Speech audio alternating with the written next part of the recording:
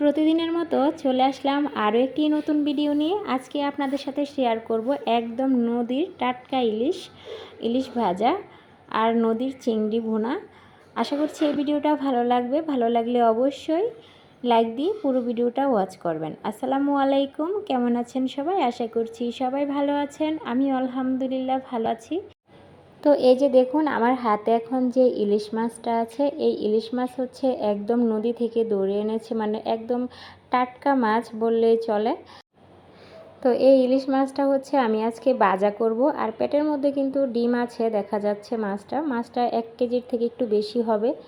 তো এই মাছ কিন্তু সরিষা ইলিশ করলে খুবই ভালো লাগতো, কিন্তু আমি যেহেতু গ্রামে এসেছি, এখানে কোনো কিছুর ম্যানেজ নাই, সরিষা কোথাও পাওয়া যাবে না আশেপাশে, আর আমার হাতেও এতটা বেশি সময় নাই। তো সেই জন্য আমি ভাবলাম যে আজকে বড় ইলিশ একটু ভাজা করে খাই। গরম ভাতের সাথে কিন্তু ইলিশ মাছ ভাজা খুব ভালো লাগে। তো সেই জন্য আমি এই যে মাছগুলোকে এখন ভাজবো। এখানে আমি মাছটা খুব সুন্দর করে কেটে নিয়েছি অফ ক্যামেরায়। তো এখানে আমি 3 পিস মাছ নিয়েছি, আর মাছের মধ্যে কিন্তু ডিম হয়েছে। আর আমরা যেহেতু 3 জন মানুষ, তো 3 জনের জন্য 3টাই ভেজেছি। আর মাছের পিসগুলো অনেক বড় বড় ছিল, তো সেই জন্য আর বেশি নেইনি, কারণ একটা মাছ খেতেই একদম একজনের ঠিকঠাক হয়ে যাবে। তো সেই জন্য আমি আর বেশি মাছ নিইনি। এই 3 পিস মাছই আমি ভাজবো। তো মাছের মধ্যে কিন্তু প্রথমে আমি নুন, হলুদ এবং একটু মরিচের গুঁড়া দিয়ে দিয়েছি, আর একটু পরিমাণ মতো লবণ। এখন লবণটা দিয়ে আমি খুব ভালো করে মেখে নিব। আর ইলিশ মাছ যদি একটু নুন হলুদ দিয়ে মেখে রাখেন, তাহলে কিন্তু খেতে বেশি ভালো লাগে। ইলিশ মাছের ভিতরে লবণটা খুব ভালো করে ঢুকে। আর একটু সময় নিয়ে মেখে যদি একটু সময় নিয়ে রেখে দেন, কিছুক্ষণ 10-15 মিনিট যদি রেখে দেন, তাহলে কিন্তু ইলিশ মাছের খুব সুন্দরভাবে লবণটা ঢুকে যাবে, ইলিশ মাছের ভিতরে খেতে কিন্তু খুব ভালো লাগবে। আর লবণ যদি মাছের ভিতরে ভালো করে না ঢুকে, তাহলে কিন্তু মাছটা ভাজলে কেমন আইনা আইনা লাগবে, খেতে ভালো লাগবে না। তো এখানে কিন্তু আমি একটা কড়াই বসিয়ে দিয়েছি, আর এই কড়াইয়ের মধ্যে দিয়েছি সরিষার তেল। তো তেলটাকে আমি একটু গরম করে নিয়েছি। আর অনেক দিন ধরে কিন্তু এই কড়াইগুলোতে রান্না হয় না, তো সেই জন্য আমি খুব ভালো করে গরম করে তারপরে মাছগুলো দিয়েছি, যেন মাছটা নিচে দিয়ে লেগে না যায়। তো এই যে আমি তেলটা গরম করে মাছ 3 পিস দিয়ে দিয়েছি, আর সাথে কিন্তু মাছের যে পেটিটা থাকে সেটাও দিয়ে দিয়েছি। আমার কাছে কিন্তু খুব ভালো লাগে পেটিটা। তো পেটিটা একটু ভেজে নিয়েছি। আর এই যে দেখুন, আমি মাছগুলোকে কিন্তু এইভাবে ভেজে নিয়েছি একদম মচমচা করে। আর গরম ভাতের সাথে কিন্তু এইভাবে ভেজে নিলে কিন্তু খুব ভালো লাগে। আর পাশে দিয়েই আমি কিছু মরিচ চুলার তাপে রেখে দিয়েছি, যেন মচমচা হয়ে যায়। যেহেতু বৃষ্টির দিন, গ্রামে অনেক বৃষ্টি হচ্ছে, বৃষ্টির কারণে সব কিছু একদম হয়ে আছে। তো সেই জন্য একটু মচমচা করে নিয়েছি, আর সাথে কিন্তু কিছুটা মরিচ ভেজে নিয়েছি। ইলিশ মাছের সাথে মরিচ ভাজা হলে কিন্তু খেতে খুব ভালো লাগে। তো সেই জন্য কিছুটা মরিচ ভেজে নিয়েছি। আর ইলিশ মাছ যদি সরিষা তেল দিয়ে ভাজেন, তাহলে তার কোনো কথাই নেই। তো এদিক দিয়ে আমি আরও একটি কড়াই বসিয়ে দিয়েছি। এখানে হচ্ছে এটার মধ্যে আমি চিংড়ি মাছগুলা একটু ভুনা করে নিব। আর গ্রামে আসলে কিন্তু খাওয়া দাওয়া একটু বেড়ে যায়। আর গ্রামের তাজা তাজা মাছ আর নদীর মাছ যেহেতু সামনে, তো সেই জন্য কিন্তু খাওয়াটা একটু বেশিই হয়। তো আমি কিছু চিংড়ি মাছ কিনেছিলাম সকালে, আমার বাড়ির সামনে নিয়ে এসেছিলো। তো এখান থেকে আমি চিংড়ি মাছগুলো নিয়ে নেই। দেখতে খুব ভালো লেগেছিল, একদম কালো কালো চিংড়ি মাছগুলো। আর প্রত্যেকটা মাছের পেটের মধ্যে হয়েছিল ডিম। আর এখনকার এই সিজনে কিন্তু চিংড়ি মাছের পেটেও ডিম হয়। তো মাছে যদি ডিম থাকে, তাহলে কিন্তু ভুনা করলে খুব ভালো লাগে, আর ভাজা ভাজা করলেও ভালো লাগে। তো আমি একটু ভুনা করে নিব। আর এই দেখুন, আমি চিংড়ি মাছটা এখন পেঁয়াজটা ভেজে দিয়ে দিয়েছি।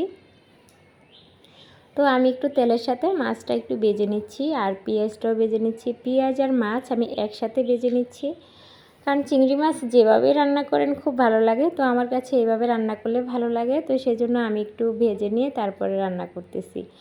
আর একটু সময় নিয়ে ভাজতে হবে, তাহলে কিন্তু মাছগুলো খেতে ভালো লাগবে। তো এই যে আমি কিন্তু চিংড়ি মাছটা অলরেডি ভেজে নিয়েছি। আর এখন দিয়ে দিয়েছি মরিচের গুঁড়ো, তারপরে দিয়ে দিয়েছি হলুদের গুঁড়ো। মরিচের গুঁড়ো, হলুদের গুঁড়ো দিয়ে আমি একটু নাড়াচাড়া করে দিচ্ছি। তারপর একটু পানি দিয়ে দিয়েছি। এখন এই পানিটা দিয়ে আমি মাছটা খুব সুন্দর করে কষিয়ে নিব, মানে একদম ধৈর্য ধরে কষিয়ে নিব মাছটাকে। আর আমাদের কিন্তু সবারই, আমি অনেকগুলা ভিডিওতেই বলেছি যে আমাদের সবারই অ্যালার্জির প্রবলেম আছে। আর অ্যালার্জি যাদের হয় তারা কিন্তু অনেক বেশি অ্যালার্জিযুক্ত খাবার পছন্দ করে, যেমন চিংড়ি মাছ, ইলিশ মাছ, গরুর গোশত, এই খাবারগুলাই আমাদের মানে পছন্দ।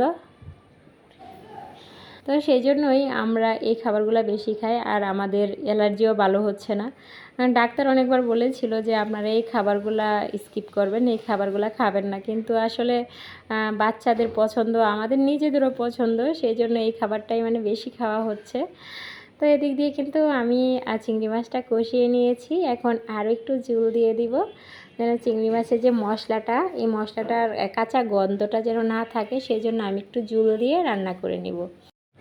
তো আমার কোনো কথাতে যদি আপনারা কষ্ট পেয়ে থাকেন তাহলে অবশ্যই ক্ষমা সুন্দর দৃষ্টিতে দেখবেন। আর আজকের ভিডিওটা ভালো লাগলে অবশ্যই কমেন্টের মাধ্যমে জানাবেন, আর লাইক দিয়ে অবশ্যই ভিডিওটা দেখবেন, তাহলে কিন্তু আমাদের উৎসাহ জাগে পরবর্তী ভিডিও বানানোর জন্য। তো এই যে আমার এদিক দিয়ে কিন্তু তরকারিটা হয়ে যাচ্ছে, আর আপনাদের কাছে ভালো লাগলে অবশ্যই চ্যানেলটা সাবস্ক্রাইব করে দিবেন। আর যারা অলরেডি সাবস্ক্রাইব করে দিয়েছেন তাদেরকে অসংখ্য ধন্যবাদ, আর যারা নতুন তারা কিন্তু অবশ্যই সাবস্ক্রাইব করে আমার চ্যানেলের পাশে থাকবে। আর এদিক দিয়ে কিন্তু আমি আরও একবার ইলিশ মাছ ভেজে নিচ্ছি, মানে ইলিশ মাছের লেজা ভেজে নিচ্ছি। আর আজকে আবার পাশাপাশি থাকবে ইলিশ মাছের লেজা ভর্তা। আর আপনারা কে কে ইলিশ মাছের লেজ ভর্তা খান আমাকে অবশ্যই কমেন্টের মাধ্যমে জানাবেন। আর এই যে আমি কিন্তু মাছগুলো খুব সুন্দর করে ভেজে নিচ্ছি, আর এখানে আরও এক পিস মাছ ভেজে নেওয়া হয়েছে। তো আমি লেজটা ভেজে নিয়েছি, আর লেজের থেকে কাঁটাগুলো ছাড়িয়ে নিচ্ছি। আর লেজ থেকে কাঁটাগুলো ছাড়িয়ে নিলে কিন্তু আর কোনো সমস্যা হয় না, মানে ভর্তাটা খেতে খুব ভালো লাগে, কাটা লাগবে না। তো এই যে এখানে আমি কিন্তু মরিচগুলো এখন কষলিয়ে নিচ্ছি। আসলে লবণ দিইনি আজকে, এই যে লেজার মধ্যে একটু বেশি লবণ দিয়ে দিয়েছিলাম, তো ভাবলাম যে লবণ লাগবে না। তো প্রথমে আমি কিন্তু সরিষার তেল দিয়ে দিয়েছি। সরিষার তেলটা দিয়ে খুব ভালো করে মরিচটা করে নিয়েছি। আর তারপরে পেঁয়াজটাও খুব ভালো করে মেখে নিচ্ছি। পেঁয়াজের থেকে যখন রস বেরিয়ে আসবে তখন আমি ইলিশ মাছের লেজাটা মেখে নেব। আর ইলিশ মাছের লেজা ভর্তা কিন্তু খেতে অনেক টেস্টি, এইভাবে বানালে কিন্তু সবাই কিন্তু প্লেটের ভাত একদম সব খেয়ে নেবেন, কারোই প্লেটে ভাত থাকবে না। এক প্লেটের জায়গায় 2 প্লেট ভাত খেতে পারবেন, কোনো ব্যাপারই না। তো আমি কিন্তু খুব সুন্দর করে লেজা ভর্তা বানিয়ে নিয়েছি। আর এখানে অবশিষ্ট আরও 2-1টা কাটা ছিল, এটা মাখার সময় বের হয়ে গেছে। আর আজকে আমি বিছানার উপরে বসে মরিচ দিয়ে ইলিশ মাছের লেজা ভর্তা বানিয়েছি। আর লবণটা একটু কম হয়েছিল, তো সেই জন্য আরও একটু লবণ দিয়ে দিয়েছি। আর আজকে গ্রামে আসার পর থেকে শুধু কারেন্টের সমস্যা, তো সেই জন্য ঘরের মধ্যে মানে একদম বেডরুমে যায় মানে বানাতে হচ্ছে, ওই রুমটা একটু ফর্সা। তো আমি একটা ছোট্ট বাটিতে নিয়ে নিয়েছি।